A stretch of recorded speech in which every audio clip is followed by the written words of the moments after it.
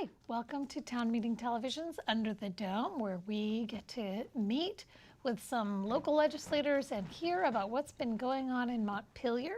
My name is Megan O'Rourke, and I am pleased to be joined today by Rep. Ray Garofano. Hello.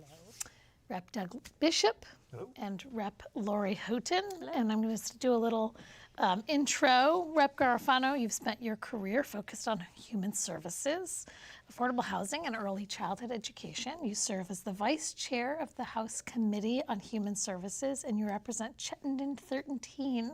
23. Chittenden 23, Essex and Essex Junction since being elected in 2022. Is that correct? Except I was appointed, not elected the first time. Appointed. And who did you replace when you were appointed? Mary Beth Redmond. Oh, okay, that's right. Great, thanks.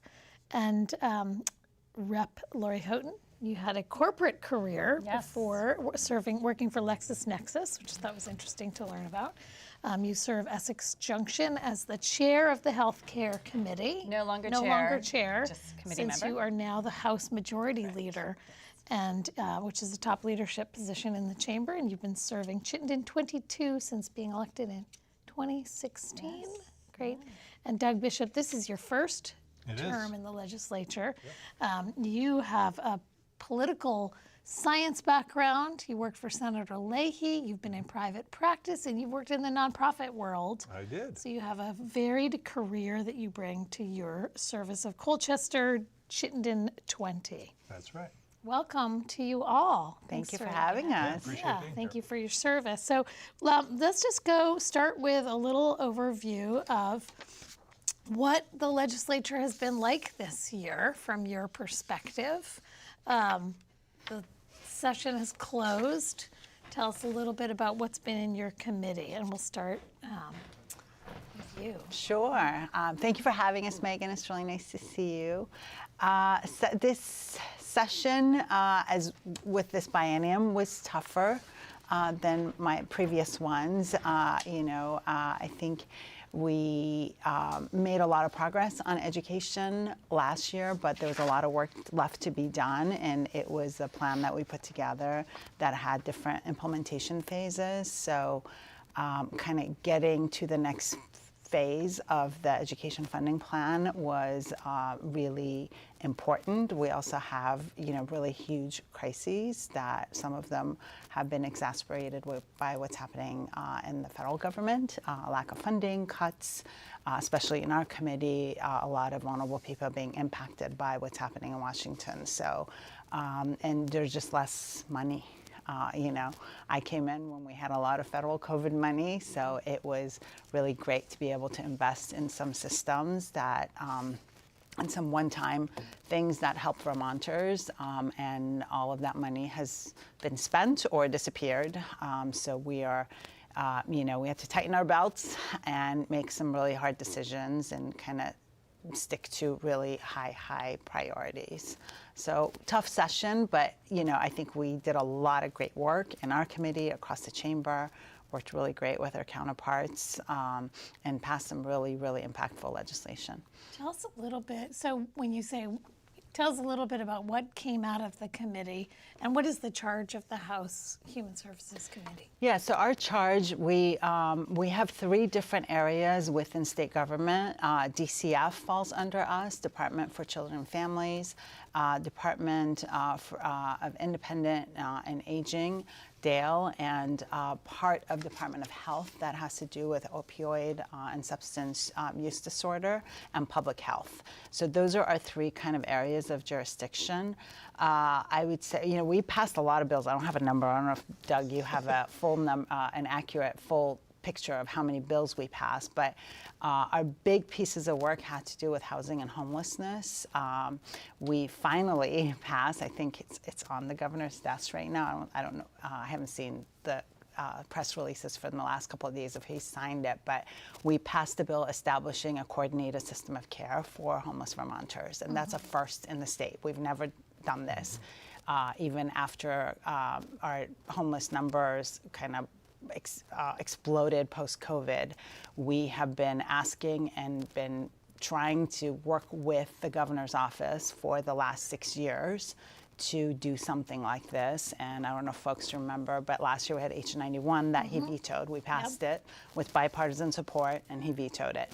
So this year we've passed that, and we're really excited. One sacrifice that we had to make, which I'm proud that we were able to do, and I think Doug will share my pride, is that we stuck to the governor's budget.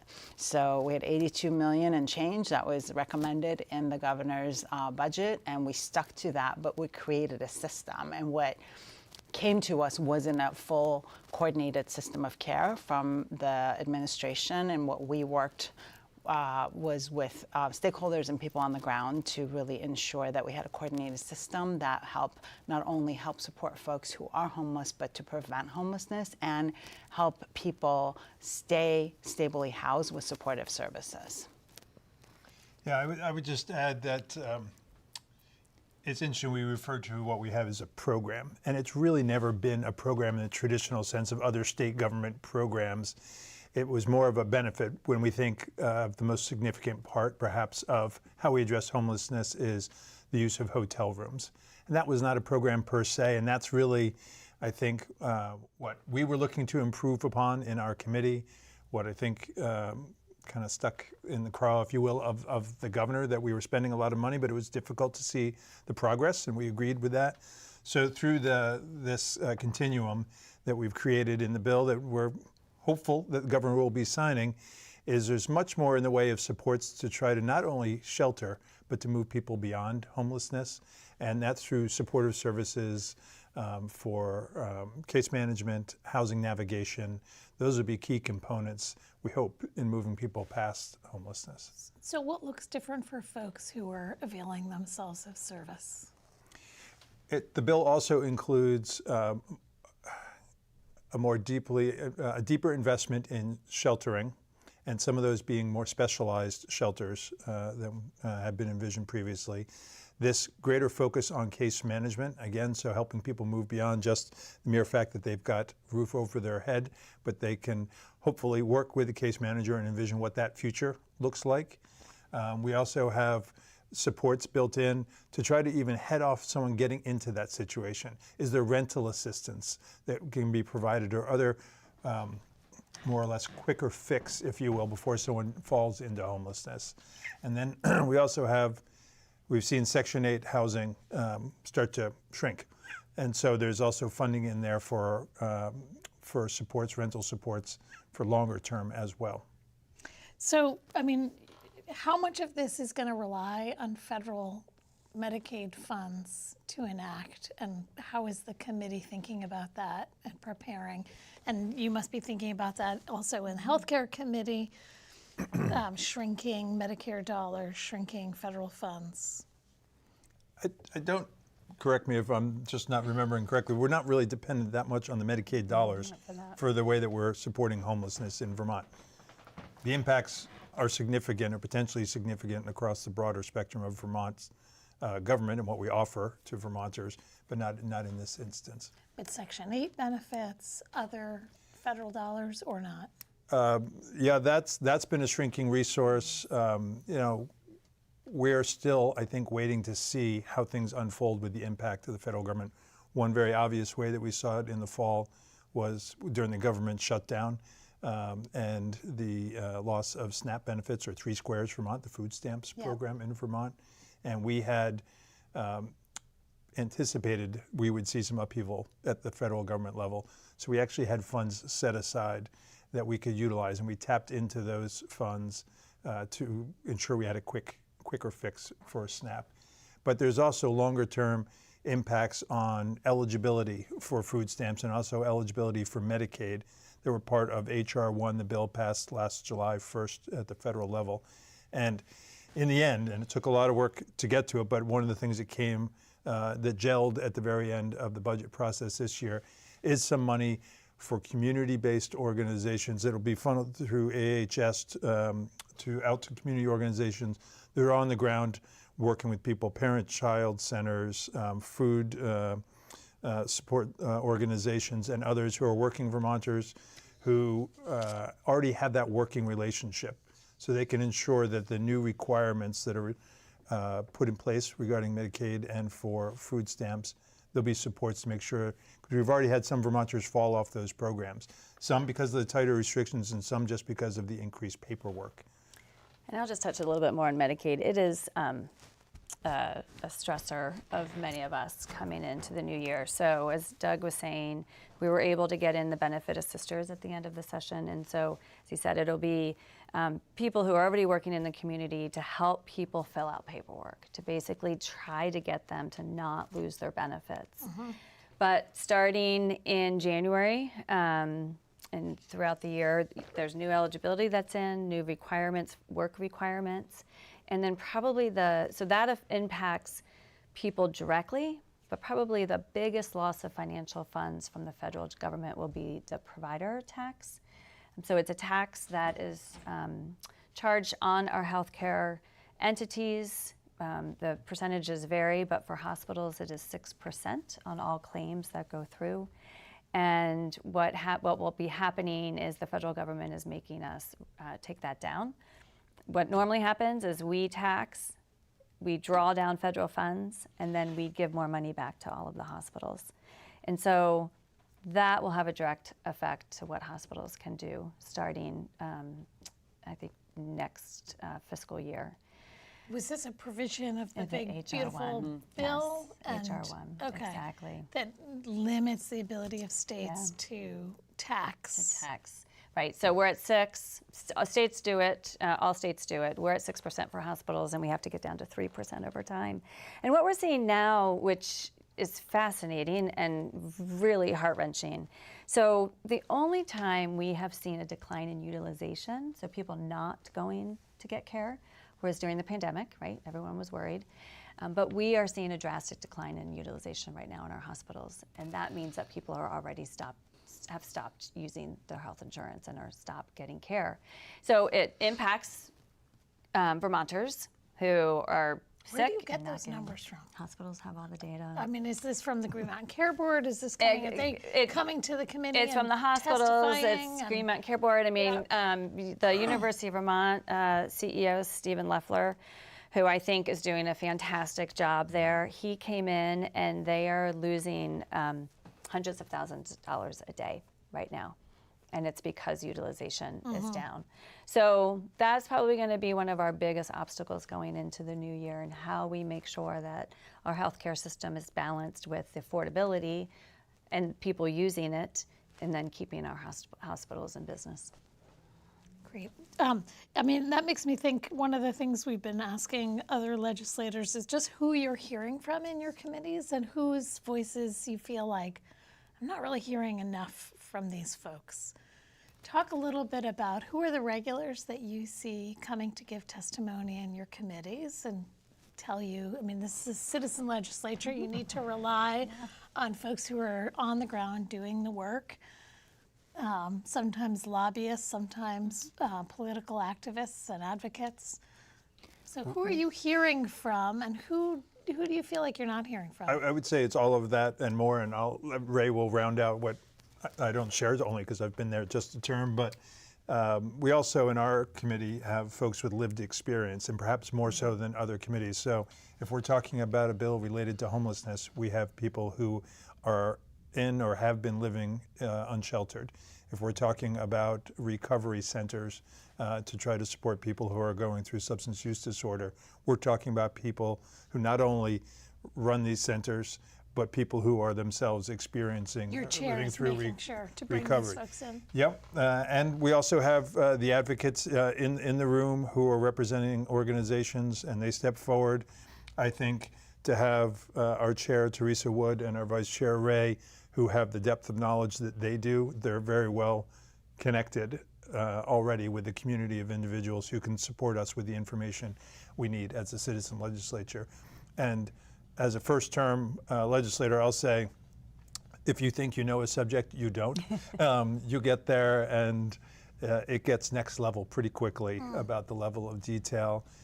Give us an example, Oh, yeah. if you can. I ev- mean, and every some of day- the things I every just day looked up probably, is but- like Medicaid payments, intoxicated Flavored vapes. incarceration, Flavored vapes was flavored vapes, like for me expanded just so family leave. eye-opening, just Yeah. because the advocates brought a bucket of the various devices that are being marketed to kids. And I have an almost 16-year-old, and we had tackled the tobacco vape ban a couple years ago, and we couldn't. It was vetoed, and we couldn't override it.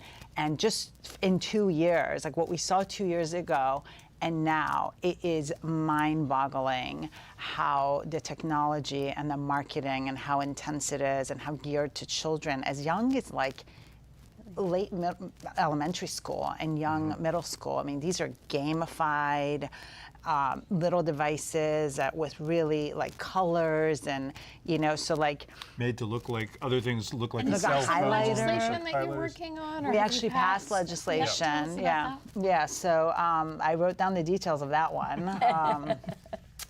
So that one, it puts controls and increases the fines for retailers, so really increases the enforcement and bans the flavored vapes that are being marketed to children in And do you Vermont. expect the governor to sign I that? think so. Okay. Yeah, he's going yeah. to. It looks like That was- yeah. Talk a little bit about that. And this is your first term as the House Majority Yes. Leader. Yes. And we'll talk a little bit about Rep. Krawinski, Yes. who you've been working closely with. Yeah, she recruited me.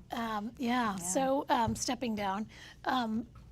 The governor did veto a few bills. You don't have a majority. You don't have a Supermajority. supermajority to be able to. Yeah. So what's that been like? I mean, So I want to answer that, but Yeah, I yeah. also want to touch on who we see and who we are right, thank missing. you. Just because since I've been there, so I started in 2017. Been there 10 years. We try really hard, chairs try really hard to bring the lived experience in. Obviously, we have local advocates, as Doug said.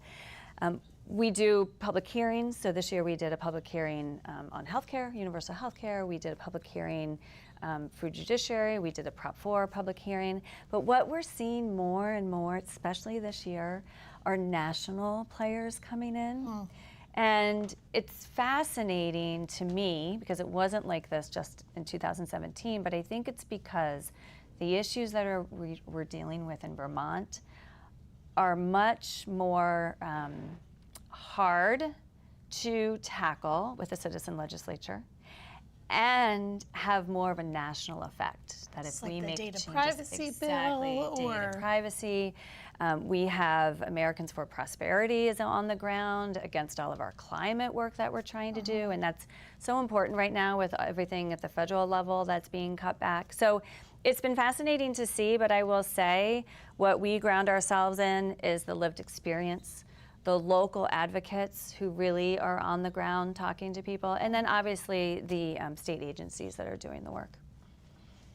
But as for the governor's veto and how that is, I mean, it's been two or three bills right now that he's It's vetoed, been right? 2 or 3 bills. One we were able to correct. It was a minor technical issue, and I forget what that one was. That was the sister states and whether Right. Oh, right. Oh, it was- it got corrected. Yeah, whether there was Okay. a constitutional overstep as far as whether the governor had the final say-so on an aspect of Right. that bill, so we were able to turn that around. Okay, great, good to know. But data centers, we had a great bill that had a regulatory framework around any data center that would want to come in here. Obviously, we all read the national news, how it's affecting local communities when a data center comes in.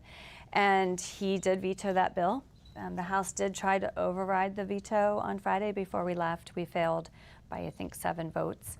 But that's gut-wrenching because we felt, and we know Vermonters are really concerned about data centers that are coming in. So we hope to be back next year and try it again.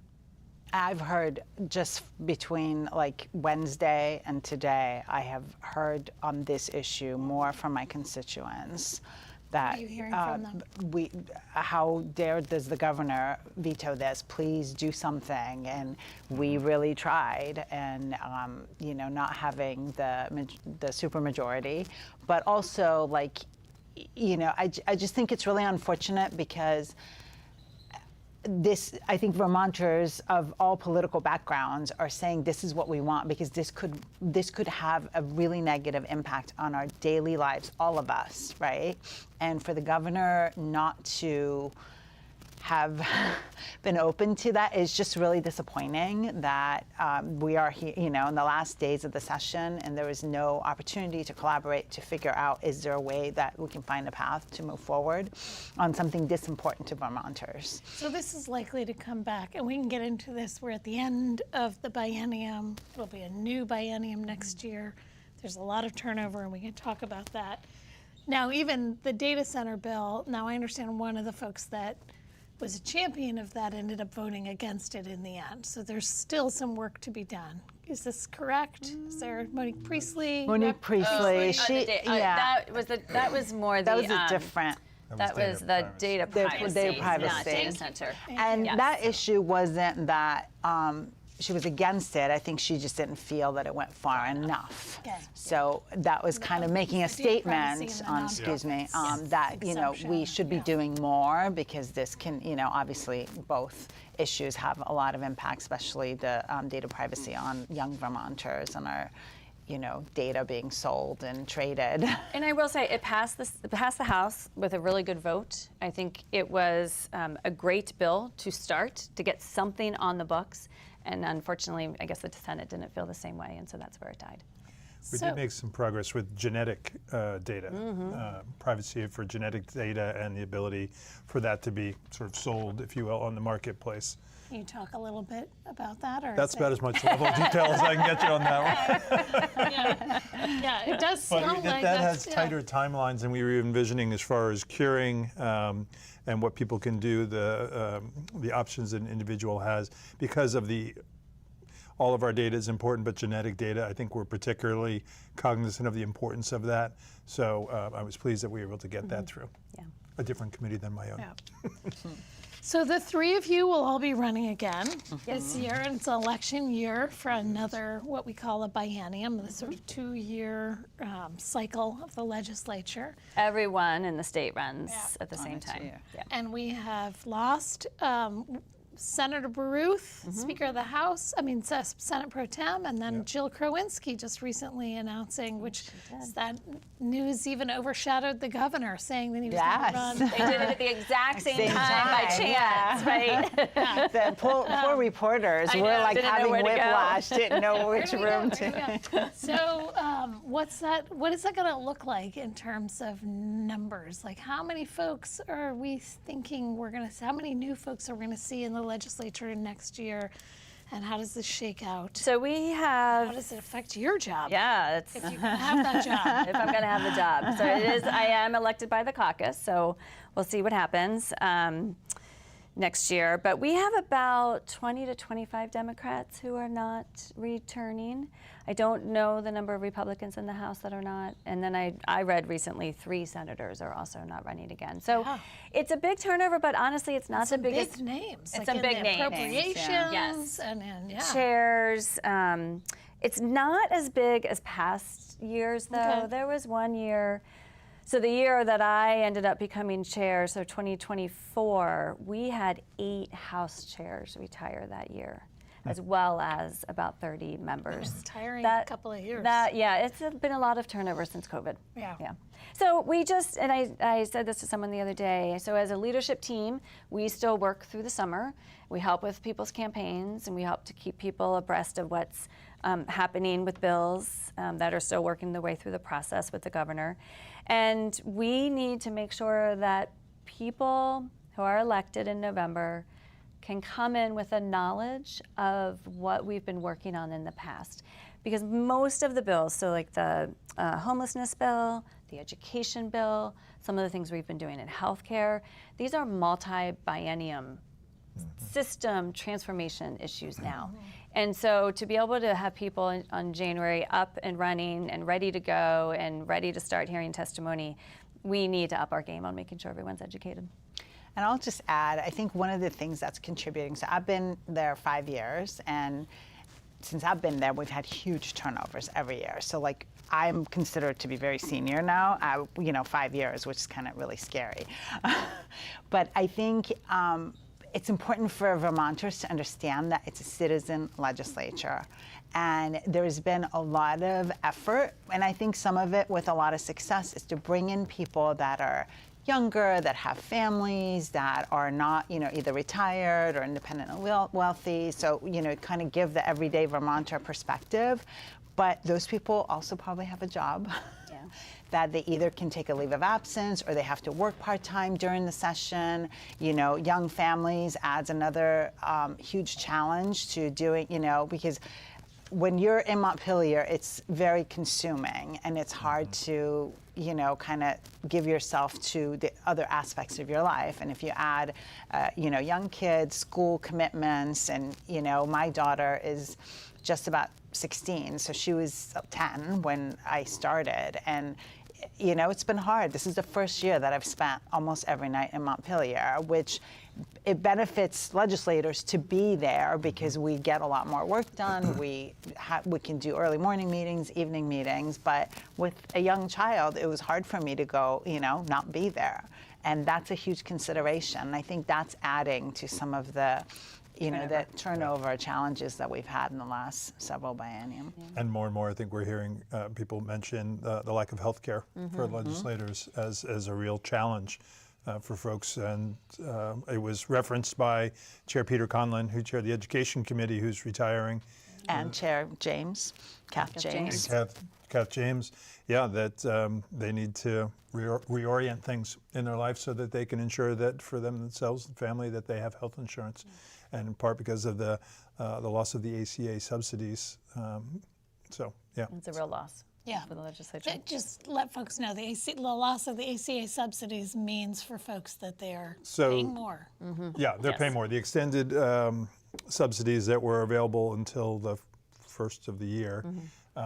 If you're on the open exchange. If you're on the exchange. So it has dramatically increased health insurance for some families, and Vermont is at or near the top of the expense for health insurance in the United States, and the United States is at the top in the world. So Vermonters are paying a lot for their health care, and so that's been a factor for some folks in whether they can return and have this much of their lives occupied by a job that doesn't provide health care. But the reality is there isn't really money to move to a full-time, year-round legislature with health care. No, there's not. We've tried it. It's not doable. No, unfortunately. So what happens? So what's the rub? What are the solutions that can be put in place? What are the things that you can do in the interim that you find folks are doing? Sort of the goat paths to accommodation. I think a lot of it is, I talk to a lot of people who are considering running, and like Ray, when I started, my son was in 3rd grade, and I was working full-time for LexisNexis at the time. So it can be done, and I think we need to be more flexible, and I think we have started to be more flexible within the House chamber of understanding that people may need to leave for a child event or something at home. We allow, because we do everything on Zoom now, we allow 3 days of voting remotely in committee. So if you have a sick child at home, or if you're sick, you can be at home, you can Zoom into committee, participate, and vote 3 times. 3 days a week, or 3 days the whole session? 3 times, 3 votes, 3 days of voting the whole session. Got it. But you can Zoom in whenever, and if there's no vote, right? Yeah. I mean, you can still participate, but the voting is key. Can't vote on the floor. You have to be on the floor to be able to do that. So I think that has helped. I think understanding, we did pass legislation a year or 2 ago, and so now there are automatic increases in our pay, so that's been helpful because for a long time that didn't happen. But the healthcare thing is right now is really out of reach, and I think our focus needs to be on helping bring down healthcare costs for everyone. So I'm, one of my commitments in my time there has been like government accountability and efficiency. And I think one of the things that I would like us to do, and I have a lot of ideas about it, is maybe like do a little bit less when we're there. Just because, the amount of bills that we focus on, it becomes crushing, especially at the end of the session. It blew my mind when I learned Yeah, about this. and Like, you look at a lot of yeah, we bills. do a lot. We Yeah. do a lot, and right now with the priorities that we have, and I think leadership would agree. I think it would be good for our state.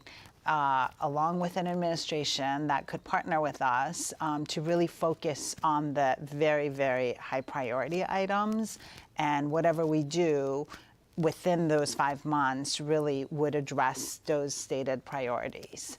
And I think that would help people really also feel like they're moving, improving overall systems for Vermont and improving, life and well-being for all Vermonters. Is there and something not that comes to mind that you think, we could have waited on this one, or? Well, we had a good example that we actually waited on in our committee.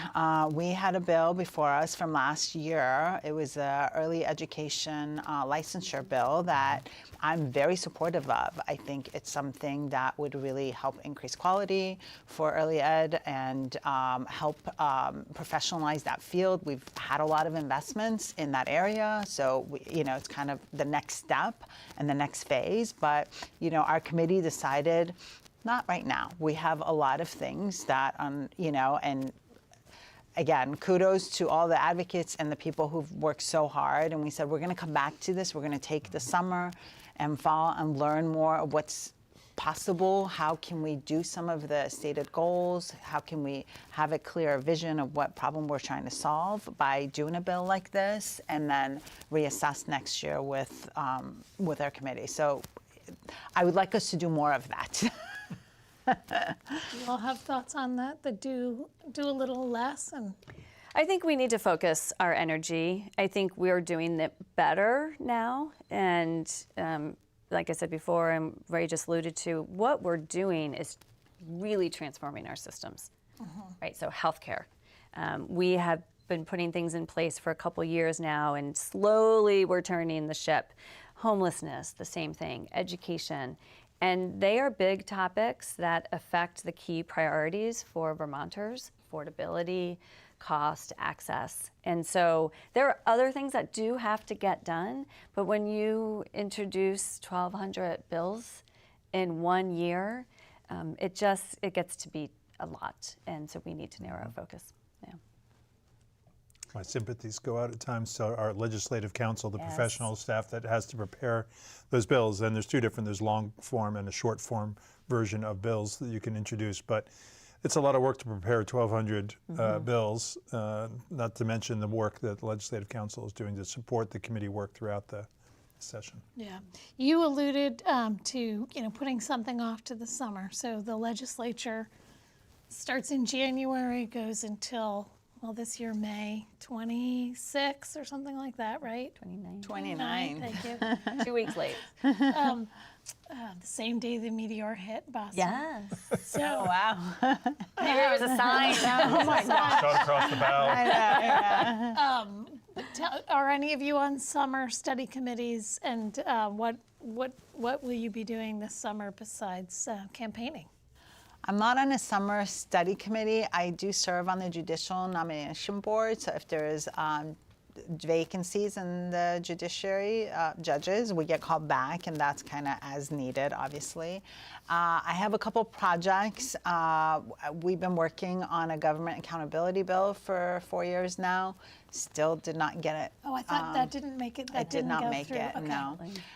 So I'm going to kind of focus on that and see what needs to change in order to get something. Again, it's about progress. It's still sort of making its way through the House. Yeah, and I think part of the challenge was money that needed a little bit of appropriations, and I totally understand. But I think we have a really great framework now. So what we came up with, and then I would like to continue. One thing we did, which we haven't talked about in our committee, we did a DCF omnibus bill this year, and that's a horrible name, but I would love to do more of that, and I would love other committees. So I would love to maybe work with leadership to figure out how can chairs and committees look at their law and see what bills can be combined, because that's exactly what we did with the CCF bill. We said, Tell us about it.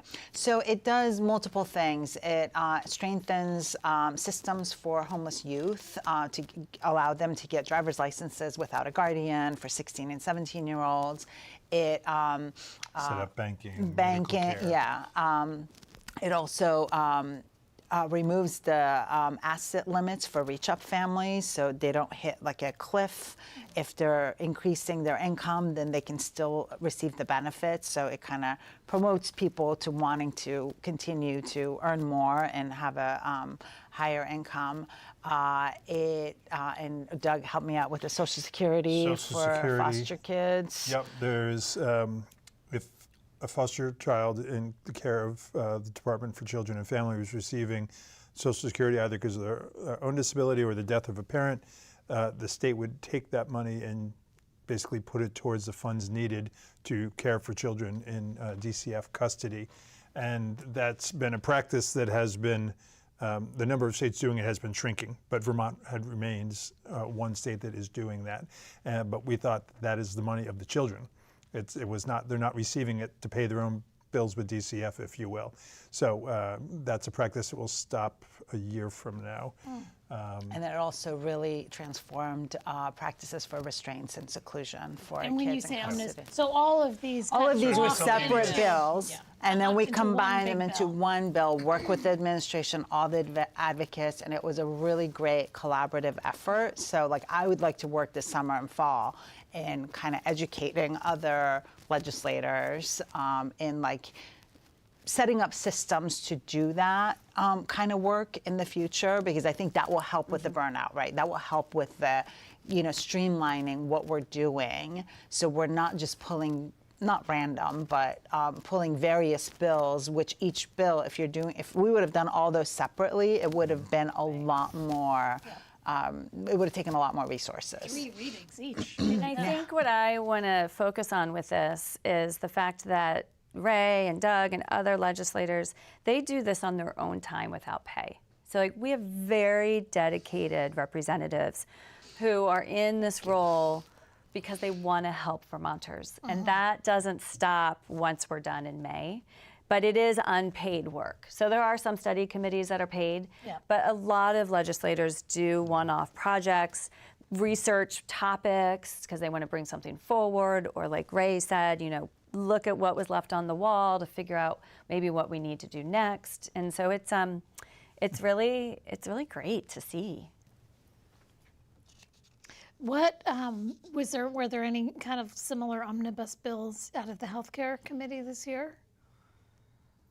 No, we focused on very succinct things. I think the one bill I'll focus on is S-190. We are waiting to see if the governor will sign it. He Tell has us about it. indicated he might veto it. So last year we put in place for the Green Mountain Care Board to start doing reference-based pricing, which is basically price services to Medicare or some factor, so that it's clear, it's consistent, it's transparent what you're going to pay for something. And it is the best Across way the state. across the state, and it might be different depending on the hospital, but it is the best way to bring down costs, because really there are a couple things driving up our costs, and one of them is hospital pricing.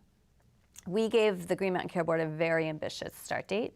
They came to us this year and said, we need another year. And so we started talking with a whole group of people in committee and outside of committee of what we can do to help lower prices now. And so what we have put in with S-190, which passed the House and the Senate, is that they will target reference-based pricing for 2 insurance pools, the Exchange, Vermont Health Connect, so anyone buying off of there, and then VHI, which is the municipal teachers plan. And if we can direct reference-based pricing to that starting January 1st, we will have a direct impact on premiums those people pay, as well as education costs, and then what subsequently will be passed down to property taxpayers. The governor, for some reason, doesn't like it. He wanted some other things that were more long-term and actually would have cost the state more. So fingers crossed that he signs it, and we can start bringing down costs. The other thing that was a priority for the governor, of course, was education reform. So just let's talk about that for a minute, because there was a compromise bill that came out at the very last minute. Was the governor satisfied? Were you all satisfied? And what are you hearing from your constituents? So I just want to say the compromise bill is really what the House passed. So the House passed a really good bill. We listened to Vermonters, we listened to the redistricting task force, and then we passed it to the Senate. And then the Senate did really good work to make pieces of it better. And then they also were negotiating with the governor at the same time to send something back to us. The governor did give on a lot.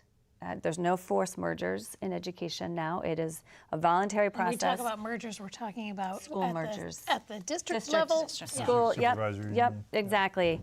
But what we did walk away with, I think, is a really stable plan with benchmarks, information that has to come back to us to keep working on it next year. And we listened to Vermonters, and I think he finally started listening to Vermonters and realized that this was the way to go. I don't know if anyone wants to add anything. Yeah, I mean, so one of the key components that probably is most talked about in the media is the shift away from the governor's position on requiring or forcing mergers, and it's now going to be the community-driven, at the community-driven level. But Like we have an example down in southern Vermont of a merger. Oh, the CISAs. The CISAs. So that's, Yes. I was just going to say, that's another key component to this. So these cooperative education service areas, and there's 7 of those across the state, a grouping of school districts that will work together on business and administrative back office. They're required to work on that, special education. And then the third thing they're required to work together as part of a CISA is breaking out from those 7 CISAs to about 20 smaller groups for facilitated conversations about mergers. So those are the 3 things that community school districts will be required to do as part of the CISAs.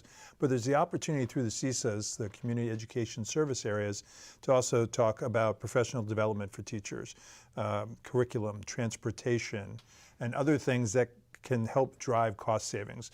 And as you were referencing, there's an example in southern Vermont that has only been in existence for a relatively short time, but already producing cost savings results. And that was, interestingly, one of the significant recommendations of the redistricting task force. And I just have to give another, it was referenced by Lori, but another shout out to the work that that group did. And when they completed their work, not well received by all. And they hung in there. They felt that they had backed up their work with data and examples. And ultimately, I think the governor and the legislature embraced those findings, and they were a significant part of how we're moving forward. And ultimately, so I think the 3 most significant, there's a lot in the bill, but how the mergers will happen, the CISAs, and then a move towards something that's known as the foundation formula. And so that is, at this stage, with a couple of check-ins, make sure that that's going to happen in a way that does support the education for all Vermont children, is going to be in fiscal year 29, that foundation formula, which will be a fairly significant change for Vermont, but put us in line with 30 to 35 other states across the country as to how schools are financed. And I'll just add, Lori and I have the same school district. Our school district was one of the first to merge in the previous bill, 46. Essex Westford School District. That's okay. Westford.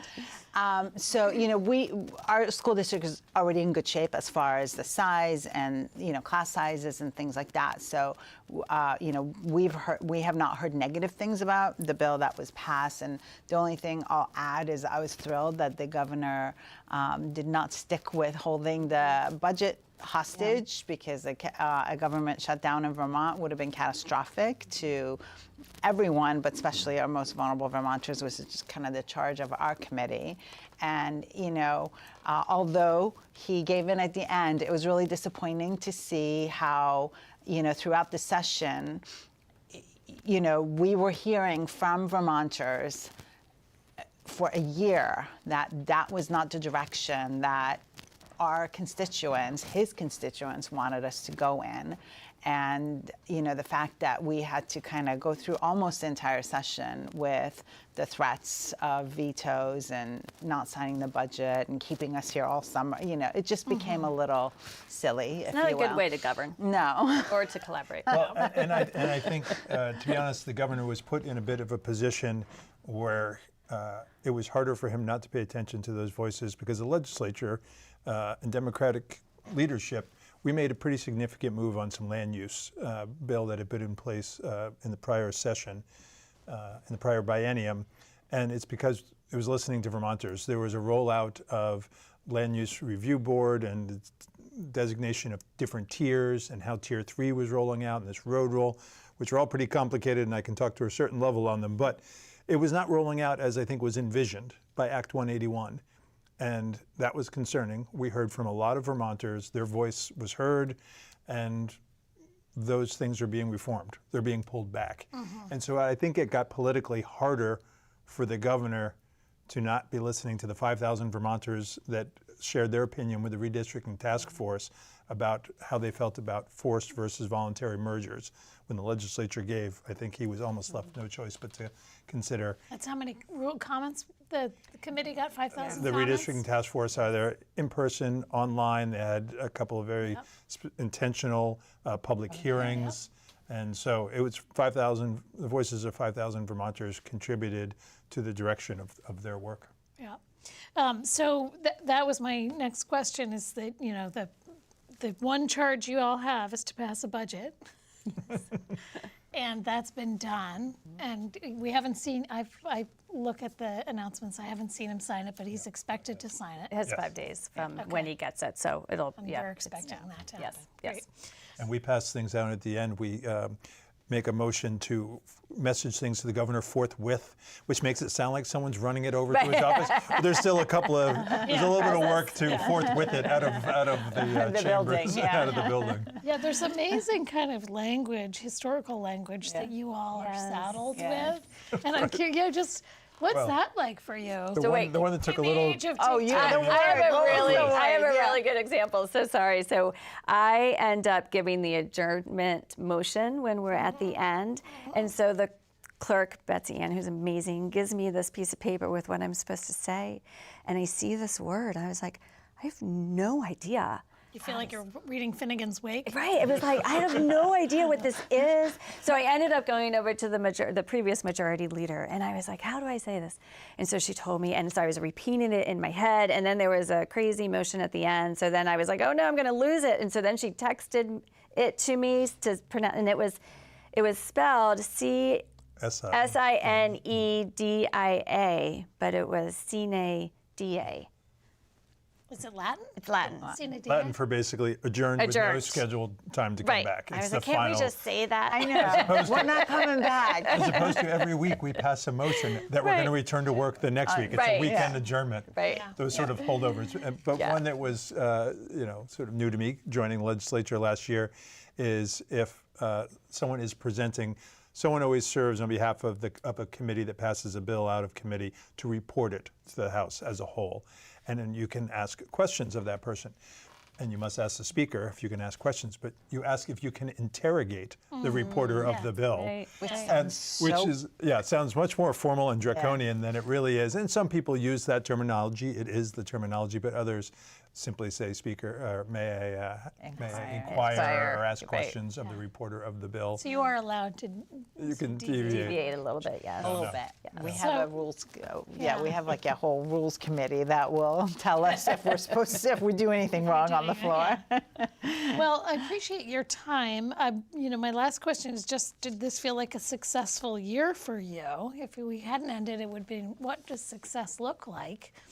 but has this been a successful session? for Absolutely. you? Absolutely. Yeah, we got Why? so much great work done. Yeah. I mean, just our committee alone, we put in place some big transformative things that will really help Vermonters. And, you know, again, like when you talk about the jurisdictions that we have that are really the most vulnerable Vermonters that need a lot of assistance and help. And, you know, just the bills that we've talked about, and then we didn't talk deeply about the benefit assisters, but those are people that will help people navigate these really complex systems that, you know, to make sure that we get every federal dollar that is available to us and keep people on health insurance and These keep sort of them like with healthcare navigators, but similar to that, yeah. Very It's like similar, yeah. benefits.